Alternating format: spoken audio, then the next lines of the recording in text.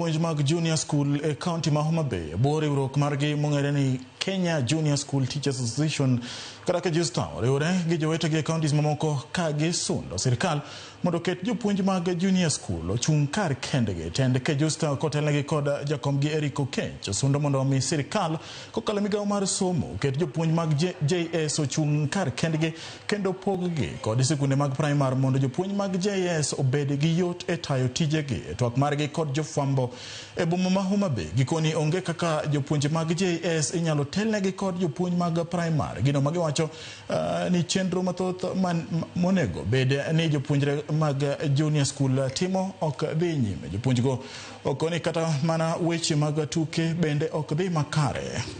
Kala e migawo mar education udwaro makende mondo mi nyithindo ma e junior school oyud somo makare kendo giyud tiegruok makare to giwinj wach ma junior school teachers nyisogi, nikech wan mwarwako wuoche no. Wan ok wan jo siasa kendo gima wacho ni ok wadwa pesa.